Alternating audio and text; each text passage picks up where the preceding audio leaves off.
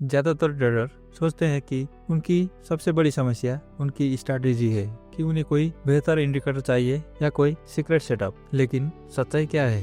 Market से ज्यादा खतरनाक चीज है हमारा अपना दिमाग। मैं कई सालों तक एक ही समस्या से जूझ रहा, कभी रिवेंज ट्रेडिंग, कभी हेजिटेशन, कभी इम्पल्स एंट्रीज। स्ट्रैटेजी सही थी, लेकिन जब मैं मार्केट में ट्रेड लेने बैठता था मेरा माइंड कंट्रोल खो देता था। तब मैंने एक फैसला किया, स्ट्रैटेजी नहीं बदलूंगा, अपने दिमाग को बदलूंगा। और मैंने शुरू किया 30 दिन का डिसिप्लिन एक्सपेरिमेंट।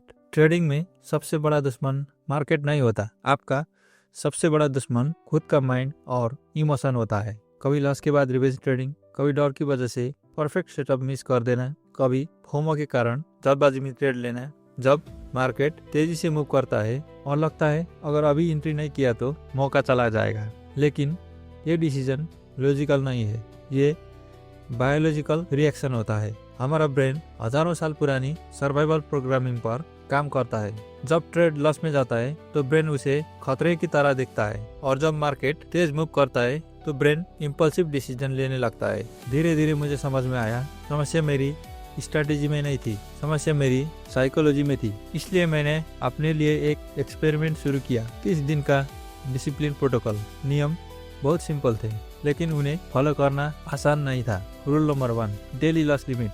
अगर मेरा लॉस लिमिट हिट हो गया तो उसी समय ट्रेडिंग बंद। कोई रिवेंज ट्रेड नहीं, कोई एक और ट्रेड नहीं, bus stop. Rule number 2, 1 setup 1 trade. Over trading पूरी तरह बंद। अगर सेटअप साफ नहीं है तो ट्रेड नहीं। Rule number 3, morning mental routine. Market open होने से पहले 10 मिनट ब्रीदिंग और फोकस मेडिटेशन। इसका मकसद था मार्केट शुरू होने से पहले माइंड को शांत करना। और एक और चीज मैंने शुरू की, डिटेल जर्नलिंग। ट्रेड के समय क्या महसूस हुआ, माइंड क्या सोच रहा था, सब लिखना शुरू किया। और सच बताऊं तो ट्रेडिंग में आपका सबसे बड़ा मेंटर आपका जर्नल है, इसलिए ट्रेडिंग में जर्नलिंग करना सबसे इम्पोर्टेंट काम है। लेकिन एक्सपेरिमेंट का सबसे मुश्किल पल 15 दिन बाद आया। मैं गोल्ड को देख रहा था और मार्केट में अचानक मूव आया। कैंडल्स तेजी से चल रही थी और मेरा ब्रेन बोल रहा था एंट्री ले, नहीं तो मूव मिस हो जाएगा। माउस पर मेरी उंगली थी, बस क्लिक करना बाकी था।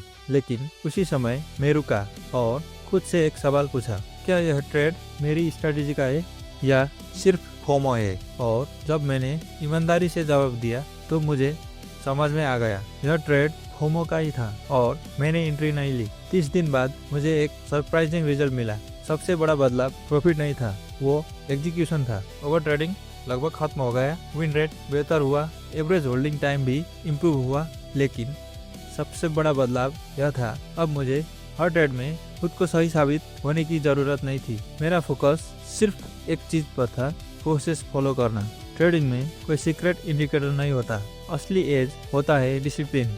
और फील्ड में जो कोई सक्सेसफुल है वो डिसिप्लिन का वजह से ही है। इसलिए सबसे बड़ा फैक्टर डिसिप्लिन है। मार्केट हमेशा अनप्रिडिक्टेबल रहेगा, लेकिन हम अपने बिहेवियर को और इमोशन को कंट्रोल कर सकते हैं। और जब बिहेवियर कंट्रोल में आ जाता है तभी स्ट्रैटेजी सच में काम करना शुरू करती है। अगर आप भी अपनी ट्रेडिंग साइकोलॉजी सुधारना चाहते हैं और आप चाहते हैं कि मैं अपना पूरा 30 day trading discipline system step by step समझाऊं, तो कमेंट में बताएं।